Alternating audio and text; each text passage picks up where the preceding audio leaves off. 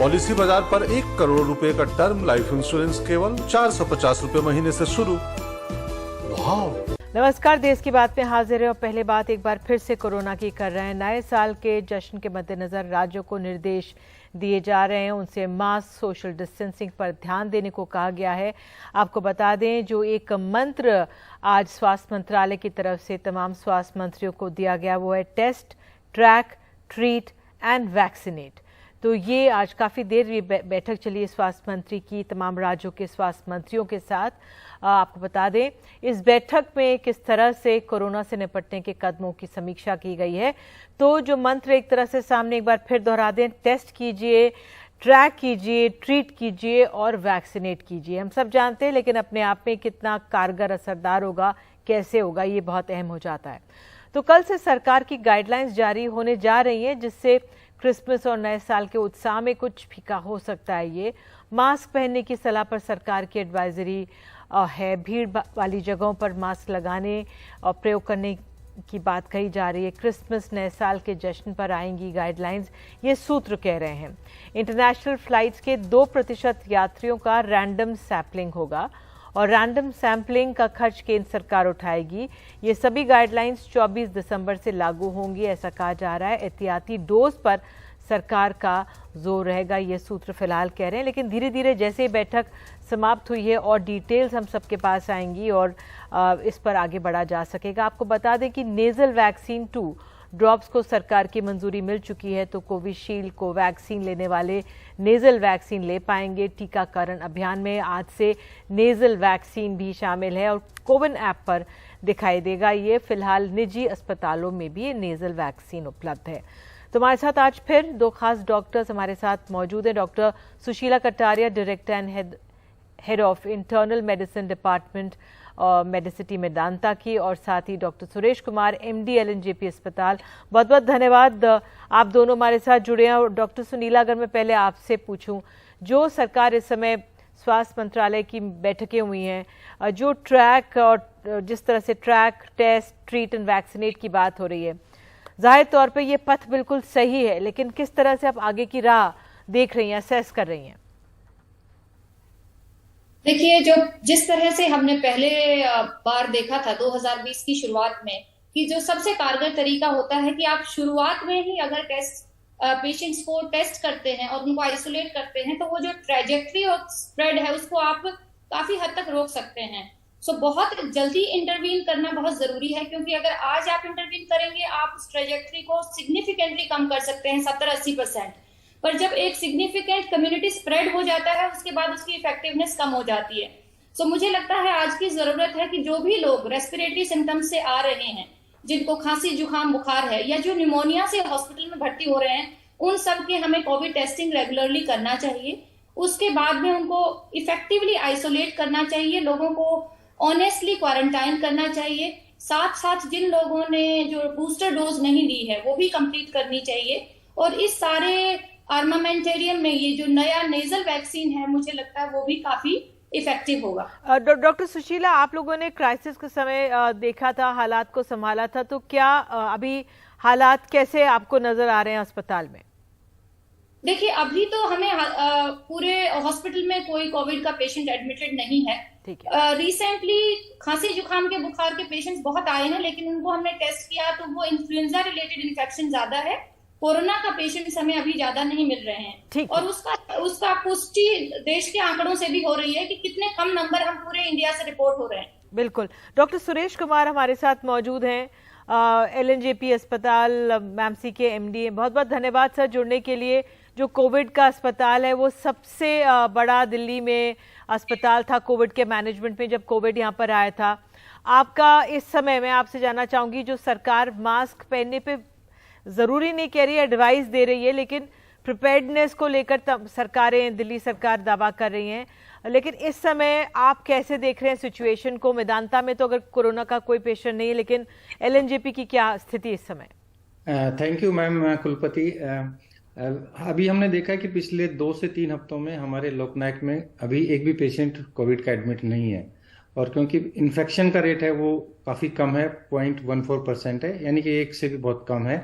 पर डेफिनेटली जब से ये चाइना में और अमेरिका, ब्राजील और जापान में ये केसेस सामने आए हैं। पर्टिकुलरली जब BF7 वेरिएंट है, जो कि ओमिक्रॉन का ही एक नया वेरिएंट है, सब वेरिएंट है, इसको लेके हम काफी सारे अलर्ट मोड में हमने पूरा प्रिपरेशन लोकनायक में किया है। और लोकनायक क्योंकि देश का सबसे बड़ा अस्पताल रहा है, 25,000 पेशेंट यहाँ से ठीक होके गए हैं। अभी हमने हमारे 450 बेड्स तैयार किए हैं, जिसमें 50 ICU बेड्स हैं, 400 ऑक्सीजन बेड्स हैं, जिसमें सारा मॉडर्न जो इक्विपमेंट है जैसे वेंटिलेटर, बाईपैप, सारी जो मशीनें हैं वो हैं। इसके साथ साथ हमने if pregnant females are there which requires covid admission, उनके लिए अलग से लेबर रूम की व्यवस्था की है, डायलिसिस की व्यवस्था की है। So we are fully prepared. और हमारा जो ऑक्सीजन का कैपेसिटी था पहले 5 मीट्रिक टन पर डे था, अब वो 50 मीट्रिक टन लोकनायक में हो गया है। सर, जैसे डॉक्टर सुशीला कह रही थी कि पहले से हम ट्रैक कर लें, टेस्ट कर लें तो बेहतर है। ऐसे में मैं आपसे ये समझना ये चाह रही हूँ कि जो आवाजाही है पेशेंट्स की वो कितनी है, क्योंकि खांसी जुकाम तो इस मौसम में होता ही है, तो उस लिहाज से आपको क्या लग रहा है? क्योंकि अभी फ्लाइट्स पे कोई रोक नहीं है, अभी रैंडम सैंपलिंग ही 2% की होगी। क्या सुझाव आप देंगे सरकार को? क्योंकि हमारे देश में तो इम्यूनिटी डेवलप है, हमारा वैक्सीन इतना कारगर बताया जा रहा है, लेकिन क्योंकि अक्टूबर से है ये स्ट्रेन हमारे देश में है, तो आपका क्या सुझाव होगा ऐसे में सरकार को? देखिए, जो गवर्नमेंट ऑफ इंडिया का पॉलिसी है, test, trace, treat, vaccinate and lastly adherence, ये बहुत कारगर साबित हुई। हमने पहले भी देखा कि अर्लियर वेव्स में भी हमारा बहुत अच्छा हो रहा है। और हमने ये देखा कि वैक्सीनेशन जो इंडिया की वैक्सीन है बहुत इफेक्टिव है, बहुत सेफ वैक्सीन है। और अब बूस्टर डोज क्योंकि 27% के अराउंड ही लोगों ने लिया है, तो more and more people must take the booster dose. And adherence means they people must follow the covid guideline. Covid की जो मापदंड है, जो रिकमेंडेशन है, अभी देखा कि काफी सारे लोग मास्क नहीं लगा रहे हैं, बहुत सारी जो भीड़ की जगह है वहां पर विजिट करें। तो ये यदि हम कोविड अप्रोप्रिएट बिहेवियर अपनाएंगे तो निश्चित रूप से जो नया स्ट्रेन है, क्योंकि every time we have seen during the delta wave and during the omicron wave कि जब भी लोग लापरवाह होते हैं इन्फेक्शन का खतरा बढ़ता है। क्योंकि ये सर्दी का मौसम है, इसमें फ्लू भी हो सकता है और दूसरे रेस्पिरेटरी ट्रैक्ट इन्फेक्शन भी हो सकते हैं। उसके साथ साथ कोविड है, तो निश्चित रूप से हमें ज्यादा अलर्ट होने की आवश्यकता है, सावधानी की आवश्यकता है, और हमें पैनिक मोड में नहीं जाना है। We need not to panic, और अफवाहों पे ध्यान नहीं देना है। हमें सबसे ज्यादा है कि बचाव की आवश्यकता है। यदि हम कोविड का जो गाइडलाइंस का पालन करेंगे तो बहुत अच्छा। आपने जो बताया कि एयरपोर्ट पर रैंडम जो सैंपलिंग हो रही है, वो एक बहुत अच्छा स्टेप है, क्योंकि बहुत सारे लोग इंटरनेशनल फ्लाइट से आते हैं और उन कंट्रीज में जहां पर की लेकिन सर, क्या वो काफी है? वो रैंडम सैंपलिंग 2% की काफी है क्या? देखिए, इसके लिए यदि पेशेंट्स को सिम्टम्स हैं, फीवर है, अभी थर्मल स्कैनिंग तो एयरपोर्ट पे सभी की हो रही है। Thermal scanning almost all the international travellers हैं, उनका थर्मल स्कैनिंग हो रहा है। और थर्मल स्कैनिंग से पता चल जाता है कि किसी पेशेंट को भी फीवर है, फेब्राइल है, तो उसका निश्चित रूप से टेस्ट होना चाहिए, RT-PCR होना चाहिए, और उसका अर्ली डिटेक्शन हो सकता है। बिल्कुल। डॉक्टर सुनीला, आप क्या सुझाव देंगी सरकार को इस समय, खासतौर से जो इंटरनेशनल फ्लाइट्स आ रही हैं, पेशेंट्स आ सकते हैं वहां से, क्योंकि विदेशों में ज्यादा फैला हुआ है ये? देखिए, पिछले 3 साल ने जो हमें दिखाया है इस वायरस ने, वो ये है कि इसका स्वभाव हमेशा बदलता रहता है। तो हमें भी अपनी स्ट्रैटेजी जैसी आवश्यकता हो उसके अनुसार बदलना होगा। फ्लाइट्स को बंद करना ना पहले कारगर था, ना अभी इस तरह की किसी की जरूरत है, क्योंकि इससे इकोनॉमी एडवर्स हो जाएगी और इन्फेक्शन का स्प्रेड तो रुकेगा नहीं जी। जो आपने कहा कि 2% सैंपलिंग, आज के दिन 2% पर्याप्त है, पर अगर आप उस 2% में देखिएगा कि कितनी पॉजिटिविटी है, अगर पॉजिटिविटी उसमें बढ़ती हुई आती है तो वो हो सकता है कि हर एक ट्रेवलर के लिए मैंडेटरी हो जाए या सैंपलिंग की परसेंटेज बढ़ जाए। तो हमें इस अवस्था के हिसाब से बदल लेना चाहिए। नेजल ड्रॉप्स कितने कारगर हैं, जो वैक्सीन, नेजल वैक्सीन की बात कही जा रही है, संक्षेप में आप दोनों से? तो नेजल वैक्सीन का जी डॉक्टर साहब आप कंटिन्यू करें। हाँ, नेजल वैक्सीन को अभी अप्रूवल मिला है, अभी कल ही उनको इमरजेंसी में आप देखिए कि अप्रूवल मिला है। और ये जो वैक्सीन है, this is very good vaccine for booster dose, because काफी सारी हेजिटेंसी होती है, काफी सारे लोग इंजेक्शन से डरते हैं, और क्योंकि इंजेक्शन नहीं लगेगा, पेन नहीं होगा, तो ज्यादा एक्सेप्टेंस होगी इस वैक्सीन की। और खास करके बच्चों में और अडल्ट्स में जिनको इंजेक्शन से फोबिया है, डर है, वो इजीली ये नेजल ड्रॉप्स को ले सकते हैं। और क्योंकि ये जो वायरस है, कोविड वायरस है, ये रेस्पिरेटरी ट्रैक्ट इन्फेक्शन नाक और मुंह के द्वारा ही ज्यादा फैलता है, तो निश्चित रूप से इसकी लोकल इम्यूनिटी भी डेवलप होगी। और क्योंकि ये होममेड इंडिया में बनी है, इंडिया के वैज्ञानिकों ने जो we are the world leader in the vaccination, जो हमारी वैक्सीन है वो एफिकेसी और सेफ्टी प्रूवन है, और बहुत बड़ी रिसर्च के बाद वो वैक्सीन सारे मापदंडों पर जब खरी उतरती है तब उसका अप्रूवल मिलता है। तो ये एक बहुत बड़ी भारतीय वैज्ञानिकों के लिए उपलब्धि मैं मानता हूँ। बिल्कुल, आप दोनों जुड़े, बहुत बहुत धन्यवाद। और वाकई में नेजल वैक्सीन किस तरह से जल्दी लोगों को मिलती है, उपलब्ध होती है, उसका इंतज़ार रहेगा। और वाकई में सरकार भी इस ओर ध्यान दे रही है, लेकिन वाकई में हमें खुद भी अपना ध्यान रखना होगा। लेकिन चिंता की बात नहीं है। बहुत बहुत शुक्रिया, आप दोनों गेस्ट जुड़े। लेकिन वाकई में जो आम नागरिक है वो कितना सतर्क है? क्या वाकई में कोविड एक बार फिर से अगर आ रहा है, उस लिहाज से हम मास्क पहन रहे हैं? जितनी भीड़ हमारे मार्केट्स में दिख रही है, हमारे तमाम सहयोगी आज दिल्ली के मार्केट्स में गए हैं। आइए ग्राउंड रिपोर्ट देखते हैं।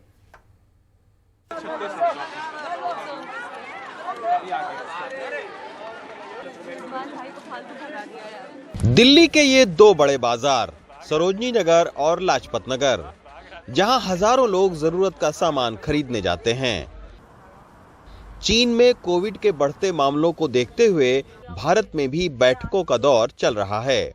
सरकार ने सलाह भी दी है कि सार्वजनिक और भीड़-भाड़ वाली जगहों पर मास्क लगाएं। लेकिन इन बाजारों में मास्क को लेकर कोई गंभीर नहीं है। इक्का दुक्का लोगों को छोड़ दिया जाए तो किसी ने भी मास्क नहीं लगा रखा है। विक्की भाई, आपने मास्क क्यों नहीं पहना है? मास्क सब ये अलाउड नहीं कर रहे यहाँ पे। मास्क अलाउड नहीं किया यहाँ पे? किसने अलाउ नहीं किया है? पुलिस वाले बोलेंगे तब लगेंगे हम लोग। पुलिस वाले मास्क अलाउ करते हैं? हाँ, यहाँ पे चौकी है ना भाई। अभी मास्क का पता है, कहीं कोरोना का पता नहीं है भाई, कोरोना आ गया। अच्छा, आपको पता नहीं है कोरोना आ गया? अच्छा जी। अभी सर एक्चुअली बात क्या है कि हम लोग को पता ही लगा है कि फिर से कोविड-19 की वजह से मतलब कुछ सरोजनी में दिल्ली में आ रहा है, तो इस हिसाब से फिर अगर जैसे मोदी सरकार जैसे बोलेगी मास्क लगाने के लिए, तो फिर से हम लोग बोले। सरोजनी नगर ही नहीं, लाजपत नगर में भी यही हाल है। फिलहाल कोरोना के कड़वे अनुभव लोग भूल चुके हैं। फिलहाल हम बाजार में आपको कोरोना से डराने के लिए नहीं आए हैं, लेकिन ये जरूर दिखाने के लिए आए हैं कि सरकार की इस कागजी सलाह पर अमल करते हुए ज्यादातर लोग नहीं दिख रहे हैं, जबकि चीन में कोरोना लगातार फैल रहा है। सवाल सरकार की मंशा पर भी उठ रहा है कि कोरोना जब इतना ही चिंताजनक है तो पहली नसीहत विपक्षी पार्टी की ही भारत जोड़ो यात्रा को क्यों? सभी भीड़भाड़ वाली जगहों पर क्यों नहीं कोविड प्रोटोकॉल को लागू करवाने की सलाह दी गई? जाहिर है कि कोरोना पर राजनीति करना कोई नई बात नहीं है। दिल्ली से मानसी और प्रखर के साथ रवीश रंजन शुक्ला, एनडीटीवी इंडिया। बहरहाल आपको बता दें कि शीतकालीन सत्र के आखिरी दिन भी संसद में सत्ता पक्ष और विपक्ष का टकराव दिखा। मुद्दा बना सोनिया गांधी का बयान जो उन्होंने कांग्रेस संसदीय दल की बैठक में दिया था। इस पर राज्यसभा के सभापति ने एतराज जताया, जबकि कांग्रेस ने मांग की कि सभापति का बयान कार्रवाई से बाहर किया जाए। लोकसभा का सदस्य अगर बाहर कुछ कहता है तो राज्यसभा में उसकी चर्चा नहीं होती, और खासकर चेयर अगर उस पे कमेंट करे, ये सबसे दुर्भाग्यपूर्ण है। ऐसा कभी नहीं होता। प्लीज अगर मैं कभी पब्लिक भाषण में कुछ कहता हूँ या मेरे पार्टी के ऑफिस में कुछ कहता हूँ, can the chairman or anybody can take the cognizance of it? Therefore, there are several rulings he quoted, and they are against this procedure. Therefore, sir, whatever is said here, that should be removed, that should be withdrawn, and I humbly request you, kindly expunge it. I was expecting. बुधवार को कांग्रेस संसदीय दल की बैठक में सोनिया गांधी की न्यायपालिका पर टिप्पणी को लेकर संसद के शीतकालीन सत्र के आखिरी दिन राज्यसभा में तीखी बहस हुई। आपने जो आपत्ति की है, सोनिया गांधी ने कांग्रेस संसदीय दल की बैठक में बोलते हुए कहा था कि सरकार जानबूझकर न्यायपालिका की वैधता कम कर रही है। इस पर राज्यसभा चेयरमैन जगदीप धनखड़ ने गुरुवार को सदन में कड़ा एतराज जताया था। शुक्रवार को कांग्रेस सांसदों ने राज्यसभा चेयरमैन के बयान को सदन के रिकॉर्ड से हटाने की मांग की, लेकिन चेयरमैन अपने बयान पर कायम रहे। This office can not be allowed to be dragged on partisan stance. I can not be unlisted. I assure the leader of the opposition I cannot be unlisted. Please take your seat, Mr. Tanka. I cannot be unlisted either by them or by you to delegitimize judiciary. I suffered the allegation that I was part of a system to delegitimize judiciary, which means sounding a death knell of democracy. इस मुद्दे पर सरकार Rajya Sabha chairman के साथ खड़ी दिखी। कांग्रेस और कुछ अन्य दलों ने राज्यसभा चेयरमैन का बयान हटाए न जाने पर सदन से वॉकआउट किया। Very unfortunate that the honorable member of parliament, even though she may be from the other house, has chosen to cast aspersions on this very high office, and therefore it was very appropriate that a response was given. It is our bounden duty of the entire house to maintain the dignity of the chair, to maintain the dignity of the high esteemed office, constitutional office that is held by you, sir. And therefore I would urge the leader of the opposition to reflect whether the comments were in good taste, whether the comments were appropriate, whether the comments were called for at all in the first place. TRS नेता केशव राव ने कहा, सदन के बाहर किए गए comment पर सदन में टिप्पणी करना सही नहीं होगा।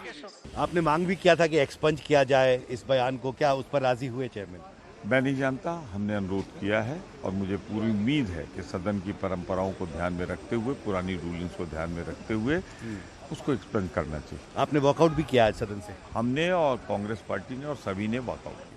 कांग्रेस संसदीय दल की बैठक में सोनिया गांधी के बयान पर पहले राज्यसभा चेयरमैन की टिप्पणी और अब सदन में कांग्रेस सांसदों के विरोध की वजह से इस संवेदनशील मसले पर टकराव कुछ और तीखा हो गया है।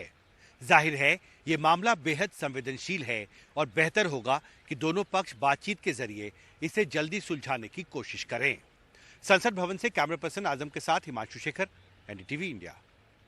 और देश की बात में आगे बात करेंगे राजद के नेता अब्दुल बारी सिद्दीकी के बयान की और उस पर क्यों मच रहा है बवाल। मैं आखिरी में एक शेयर करके अपनी बात खत्म कर देता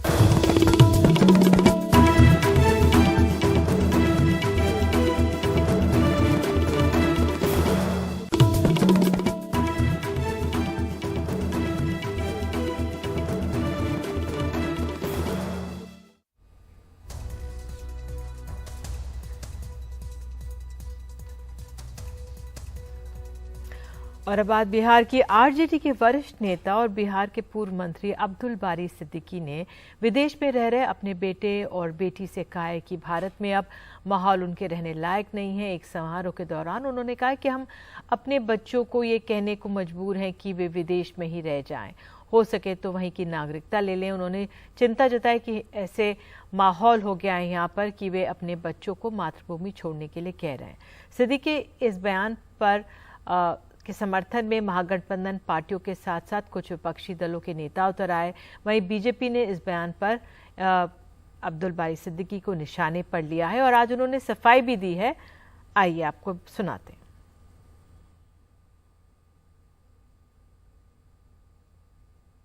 मेरा एक बेटा है और एक बेटी है। बेटा अभी हार्वर्ड में पढ़ रहा है, बेटी लंदन स्कूल ऑफ इकोनॉमिक्स से पास आउट कर चुकी है। तो जो देश का माहौल है, अब आप कहिएगा भाई आप तो खुद हो यहाँ, तो हमने कहा अपने बेटा बेटी को कि नौकरी कर लो उधर ही, अगर सिटीजनशिप भी मिले तो ले लेना।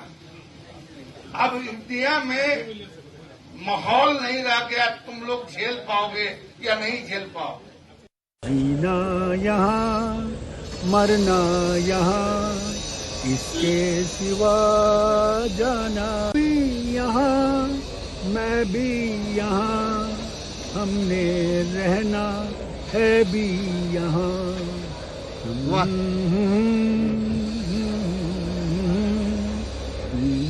सिवा जाना कहाँ। जो बयान दिया हमने एक काउंसिल के, बिहार विधान परिषद के जो सभापति हैं उनके स्वागत में एक समारोह था, एक उर्दू अखबार के द्वारा। उसमें हमने बहस छेड़ी कि आखिर क्यों कर, भाई नौकरी की अपॉर्चुनिटी होगी तो क्यों जाएगा यहाँ से लोग बाहर दूसरे जगह। अगर अच्छा माहौल होगा और अच्छा अपॉर्चुनिटी मिलेगा तो आखिर इस देश से बहुत सारे, आप जाके अमेरिका में पता लगाइए ना कि किस स्टेट के बहुसंख्यक लोग वहाँ की नागरिकता लेके व्यापार कर रहे हैं, नौकरी कर रहे हैं, लगे हुए हैं वहाँ।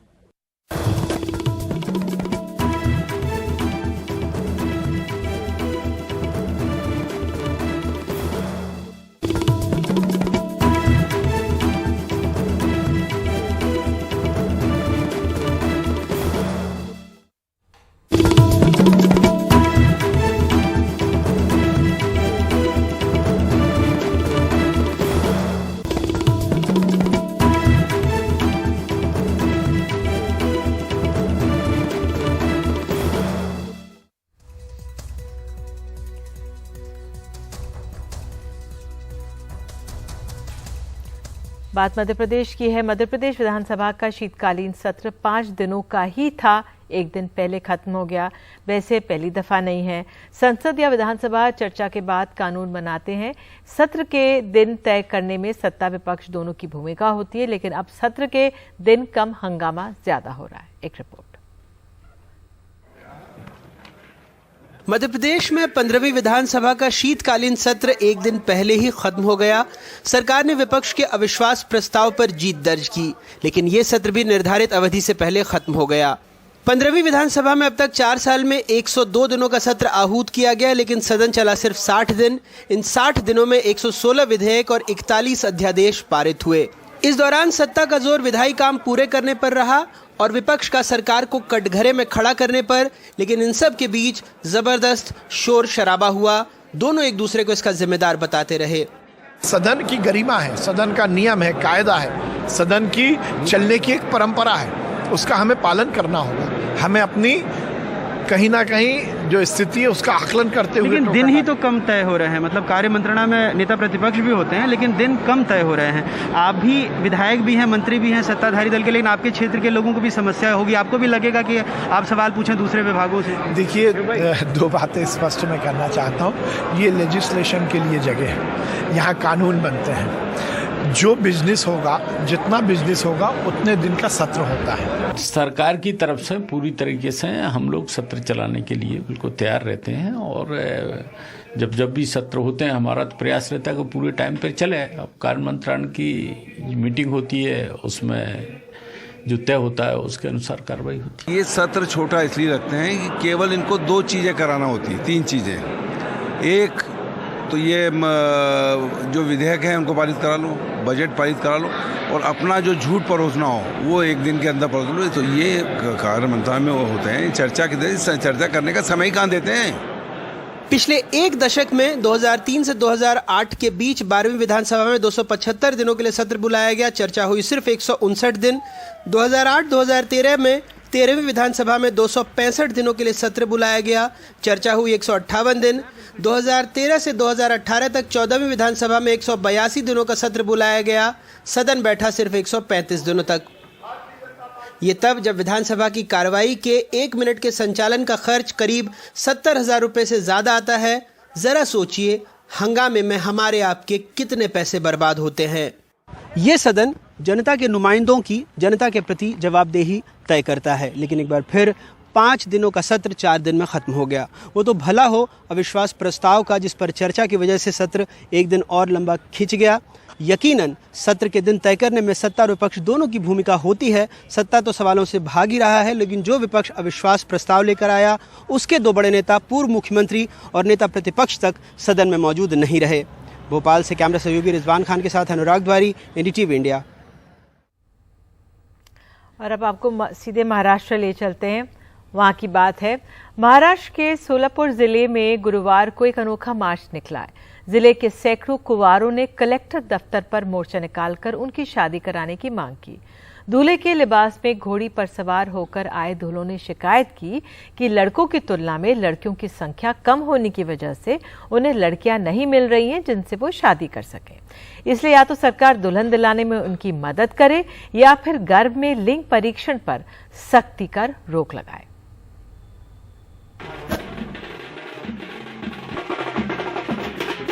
घोड़ी पर सवार दूल्हों की ये बारात सोलापुर में निकली है। बैंड बाजा भी है साथ में, लेकिन ये बारात दुल्हन के घर न जाकर कलेक्टर के दफ्तर जा रही है। ये अनोखा मोर्चा ऐसे कुंवारों का है जिन्हें शादी के लिए लड़कियां नहीं मिल रही हैं। कोई 4 साल से तलाश कर रहा है तो कोई 5 साल से। मैं पिछले 4 साल से शादी के लिए लड़की तलाश रहा हूँ। लड़कियों की अपेक्षा है कि लड़का अच्छा कमाने वाला होना चाहिए, शहर में रहने वाला होना चाहिए, खेती कम से कम 15 एकड़ होनी चाहिए। शिक्षित होकर भी नौकरी नहीं है। नौकरी है तो लड़कियां शादी के लिए तैयार नहीं होती हैं। इस वजह से माता पिता और भाई बहन भी मानसिक परेशानी से गुजर रहे हैं। इस अनोखे मोर्चे का आयोजन क्रांति ज्योति परिषद ने किया था, जिसमें बड़ी संख्या में कुंवारे दूल्हे के लिबास में घोड़ी पर सवार होकर शामिल हुए और कलेक्टर को ज्ञापन दिया। सबको लगेगा कि ऐसा कुछ मोर्चा रहता है क्या? पत्नी कहाँ मांगते हैं क्या? पत्नी ढूंढना पड़ती है। जो उनके जो माँ बाप है वो ढूंढ के वो थक गए कि मेरे लड़के के लिए पत्नी चाहिए, मगर उनको पत्नी नहीं मिलने की वजह से उनको शुगर हो रहे, बीपी हो रहा है, ब्लड प्रेशर, अटैक आ रहा है। तो ये जवाबदारी वो खाली माँ बाप की है? सरकार की क्या जवाबदारी है? सरकार ने जो निर्णय ले वो सब गलत, उसकी अमल बजावनी होने की वजह से आज ये देश में 1000 लड़के के बीच में 960 लड़कियां आए। कहने की बात यह है कि लड़कियां की संख्या कम है और लड़कों की संख्या ज्यादा है। साल 2011 की जनगणना के मुताबिक देश में 1000 पुरुषों की तुलना में 943 महिलाएं हैं। महाराष्ट्र में यह संख्या 929 है और इसकी सबसे बड़ी वजह है लिंग भेद। देश में लिंग परीक्षण पर पाबंदी है, लेकिन मोर्चे में शामिल दूल्हों का आरोप है कि आज भी अवैध लिंग परीक्षण और गर्भपात आम बात है। नतीजा, लड़कों की तुलना में लड़कियों की संख्या घटने से गरीब, किसान और मजदूर वर्ग के लड़कों को दुल्हन नहीं मिल रही हैं। मराठी में कहते हैं मुलगी शिकली प्रगति झाली, यानी कि बेटी की पढ़ाई से पूरे परिवार में उन्नति आती है। लेकिन इसके लिए पहले बेटी इस दुनिया में आनी तो चाहिए, क्योंकि आज भी देश में ऐसा बड़ा वर्ग है जो बेटियों को बोझ मानता है। इसलिए सिर्फ सरकार को कोसने की बजाय समाज को भी मानसिकता बदलने की जरूरत है। मुंबई से कैमन प्रवीण इंडिया।